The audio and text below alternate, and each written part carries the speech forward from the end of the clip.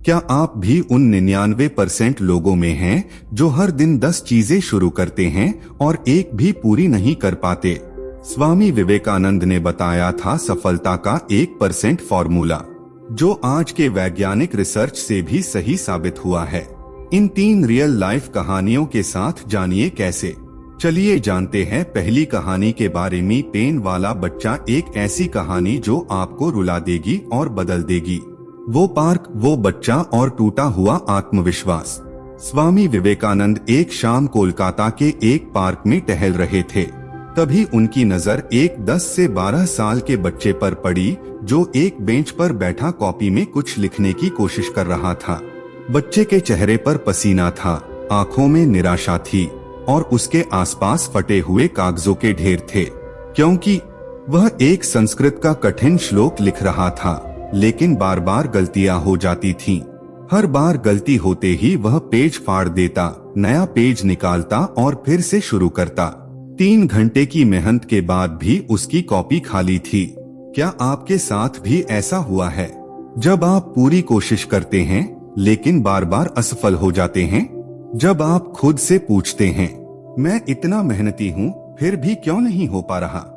स्वामी जी ने यूएसएस बच्चे से पूछा, तुम्हारा दिमाग कहाँ भटक रहा है?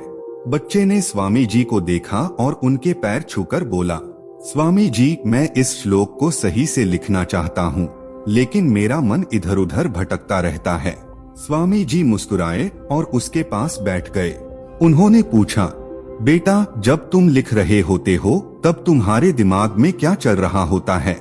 बच्चा झिझकते हुए बोला, स्वामी जी, मैं सोच रहा होता हूँ कि मेरे दोस्त बाहर खेल रहे होंगे, मैं यहाँ अकेला पढ़ रहा हूँ, क्या मैं इसे कभी सही से लिख पाऊंगा? स्वामी जी ने समझाया, तुम्हारी समस्या लिखने में नहीं, तुम्हारे अटेंशन डेफिसिट में है। जब तुम लिखते हो तो तुम्हारा 90% दिमाग दूसरी चीजों में लगा होता है और सिर्फ 10% काम में, इसीलिए गलतियां होती हैं। स्वामी जी ने बच्चे को 5 मिनट का एक्सपेरिमेंट, जिसने बच्चे की जिंदगी बदल दी। स्वामी जी ने एक छोटा सा टास्क दिया, अगले 5 मिनट तक सिर्फ 3 चीजों पर ध्यान देना। 1. तुम्हारे हाथ में पेन कैसे चल रही है? 2. कागज पर पेन की आवाज कैसी आ रही है? 3. तुम्हारी सांसें कितनी शांत हैं? बच्चे ने ऐसा ही किया। पहले 2 मिनट उसका मन भटकना चाहता था, लेकिन वह सिर्फ पेन और सांसों पर फोकस करता रहा। 3वें मिनट उसने महसूस किया कि उसकी लिखावट सुधर रही है। 5वें मिनट उसने बिना किसी गलती के पूरा श्लोक लिख दिया। बच्चे की आंखों में आंसू आ गए। उसने पूछा, स्वामी जी, ऐसा कैसे हो गया? मैं तो घंटों से कोशिश कर रहा था। स्वामी जी ने उसके सिर पर हाथ रखा और कहा, क्योंकि तुमने पहली बार सच्ची एकाग्रता का स्वाद चखा है। जब तुम्हारा पूरा दिमाग, पूरा शरीर और पूरी ऊर्जा एक ही काम में लग जाती है तो असंभव कुछ भी नहीं। आज के जमाने का साइंस क्या कहता है? रिसर्च। स्वामी विवेकानंद ने जो सिद्धांत 1890 में दिया था, आज की न्यूरोसाइंस उसे सच साबित करती है। न्यूरोप्लास्टिसिटी कहती है, जब आप किसी एक काम पर पूरा ध्यान देते हैं तो दिमाग के फोकस वाले न्यूरॉन्स मजबूत होते हैं। यही वजह है कि 5 मिनट की गहरी एकाग्रता 2 घंटे की बेफोकस मेहनत से ज्यादा कारगर होती है। 5, 4, 3, 2, 1 ब्रीदिंग टेक्निक। स्वामी जी ने जो गहरी सांस लेने वाला तरीका बताया, आज नासा के साइंटिस्ट्स भी रॉकेट लॉन्च से पहले इसे यूज करते हैं। आपकी जिंदगी में कैसे अपनाएं SSE? 5 मिनट का नियम। किसी भी काम को शुरू करने से पहले खुद से कहें, अगले 5 मिनट सिर्फ यही एक काम करूंगा। 2. Sense awareness. जो काम कर रहे हैं उसकी आवाज, महक या स्पर्श को महसूस करें। 3. फोन से दूरी। जब तक काम खत्म न हो फोन को दूसरे कमरे में रख दें। क्या आप भी किसी काम में फोकस नहीं कर पाते? कमेंट में लिखें, मैं आज से 5 मिनट नियम ट्राई करूंगा। आपकी सफलता आपके फोकस में छुपी है। आज वो बच्चा बड़ा होकर एक प्रोफेसर बना। उसने हजारों स्टूडेंट्स को पढ़ाया कि सफलता के लिए घंटों मेहनत नहीं बल्कि मिनटों का फोकस चाहिए। चलिए जानते हैं DOSRI कहानी के बारे में। मोमबत्ती एक्सपेरिमेंट, वो सबक जो आपके दिमाग को हमेशा के लिए बदल देगा। एक ऐसी कहानी जो आपको बताएगी कि क्यों आपका मन इधर उधर भटकता है और इसे कैसे कंट्रोल करें। वो युवक जो हार चुका था। एक दिन एक युवक स्वामी विवेकानंद के पास पहुंचा। उसके चेहरे पर थकान और हताशा साफ झलक रही थी। उसने कहा, स्वामी जी, मैं बार बार कोशिश करता हूँ, लेकिन हर बार असफल हो जाता हूँ। मेरा मन कभी पढ़ाई में लगता है, कभी दोस्तों में, कभी फोन में।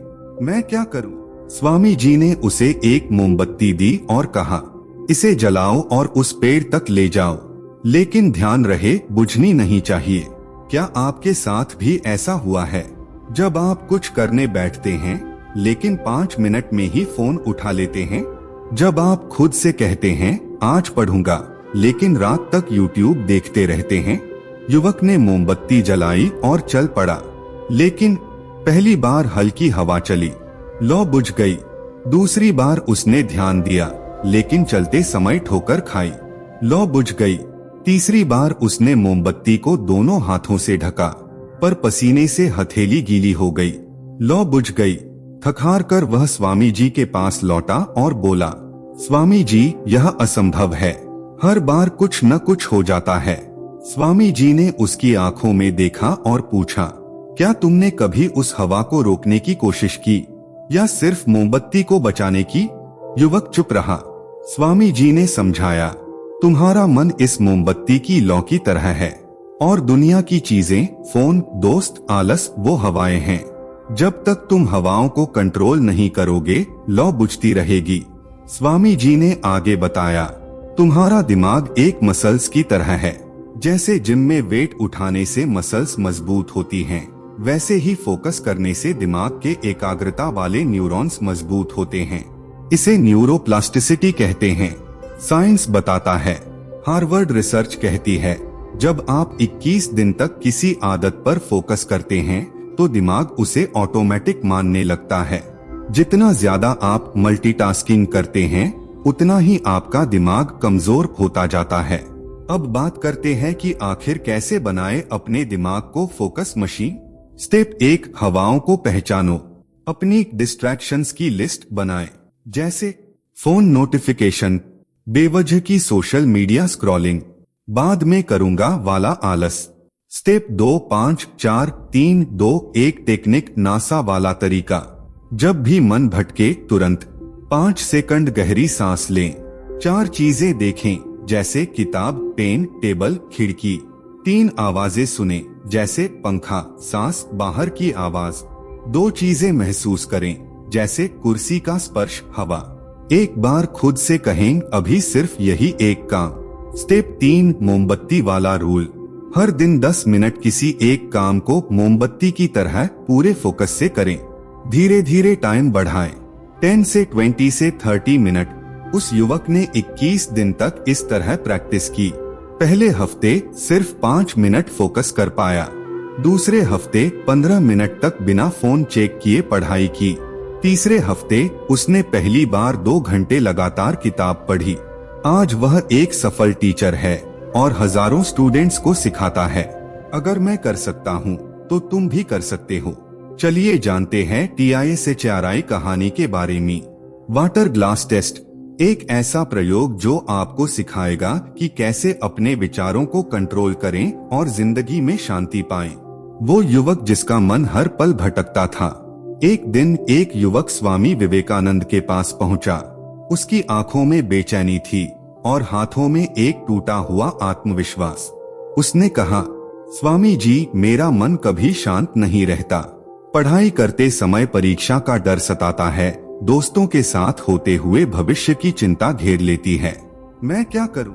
स्वामी जी ने उसे एक गिलास पानी दिया और कहा, इसे हाथ में लो और 5 मिनट तक खड़े रहो। बस एक शर्त है, एक बूंद भी न गिरे। क्या आपके साथ भी ऐसा होता है? जब आप चाहते हैं कि मन शांत हो, लेकिन वह और भी ज्यादा भटकने लगता है। जब आप रात को सोने की कोशिश करते हैं, लेकिन दिमाग में 1000 विचार दौड़ने लगते हैं। युवक ने गिलास पकड़ा और खड़ा हो गया।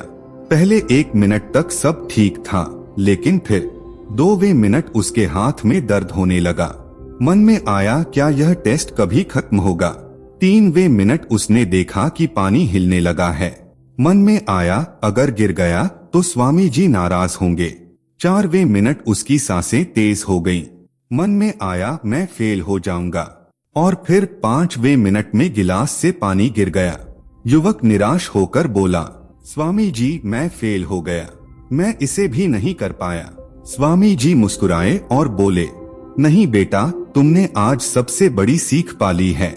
जैसे यह पानी हिला वैसे ही तुम्हारा मन हर पल हिलता है, और जैसे ही तुमने डर और विचारों पर ध्यान दिया पानी गिर गया। स्वामी जी ने समझाया, तुम्हारा मन इस पानी की तरह है, अगर तुम उसे छोड़ दोगे तो वह बिखर जाएगा, लेकिन अगर ध्यान से रखोगे तो शांत रहेगा। आज की साइंस इसे माइंडफुलनेस कहती है। हार्वर्ड रिसर्च, जो लोग रोज 10 मिनट माइंडफुलनेस करते हैं उनका तनाव 40% कम हो जाता है। गूगल का सीक्रेट, गूगल के एम्प्लॉयज रोज सर्च इनसाइड योरसेल्फ प्रोग्राम में यही प्रैक्टिस करते हैं। अब बात ATI है, कैसे करें माइंडफुलनेस प्रैक्टिस। स्टेप 1, ऑब्जर्वर बनो। जब भी विचार आए खुद से कहें, मैं यह विचार नहीं हूँ, मैं तो सिर्फ देख रहा हूँ। जैसे आकाश में बादल आते जाते हैं वैसे ही विचारों को आने जाने दें। स्टेप 2, 5 मई 2005 रूल। 5 सेकंड गहरी सांस लें। 5 चीजें अपने आसपास देखें, जैसे दीवार, पंखा, खिड़की। 5 आवाजें ध्यान से सुने, जैसे पक्षी, सांस, घड़ी। स्टेप 3, वाटर ग्लास टेस्ट रोज करो। रोज 5 मिनट एक गिलास पानी लेकर खड़े हो जाएं। जब भी मन भटके, मैं सिर्फ इस पल में हूँ बोलें। उस युवक ने 30 दिन तक यह प्रैक्टिस की। पहले हफ्ते उसे लगा कि विचार और ज्यादा आ रहे हैं। दूसरे हफ्ते उसने पहली बार महसूस किया कि मैं विचारों से अलग हूँ। तीसरे हफ्ते उसने पहली बार 10 मिनट तक बिना किसी डिस्टरबेंस के पढ़ाई की। आज वह एक मोटिवेशनल स्पीकर है और लोगों को सिखाता है। जिस दिन तुमने विचारों को कंट्रोल कर लिया उस दिन तुम्हारी जिंदगी कंट्रोल में आ गई। क्या आप भी आज से वाटर ग्लास टेस्ट ट्राई करेंगे? कमेंट में लिखें, मैं 30 दिन चैलेंज शुरू करता हूँ। अंतिम संदेश, आप विचार नहीं, विचारों के देखने वाले हैं। स्वामी विवेकानंद ने कहा था, मन की शांति ही सबसे बड़ी शक्ति है। जिसने इसे पा लिया उसने सब कुछ पा लिया। क्योंकि जिस दिन आपने अपने विचारों को कंट्रोल कर लिया उस दिन आपकी हर समस्या का समाधान आपके अंदर ही मिल जाएगा। यदि यह वीडियो आपके हृदय को स्पर्श कर रही है और ईश्वर के प्रति आपकी आस्था को और गहरा कर रही है तो कृपया अपने छोटे से डोनेशन के साथ इस आध्यात्मिक यात्रा में हमारा साथ दें। आपका हर योगदान अनगिनत लोगों तक ईश्वर का प्रकाश और शांति पहुंचाने का एक माध्यम बनेगा, ताकि हम सब मिलकर इस दुनिया को प्रेम और ज्ञान से भर सकें। डोनेशन के लिए पेमेंट डिटेल्स नीचे डिस्क्रिप्शन में है। और हाँ, इस चैनल को सब्सक्राइब जरूर करें ताकि ऐसी प्रेरणादायक बातें आपको सबसे पहले मिलें। धन्यवाद। जय गुरुदेव।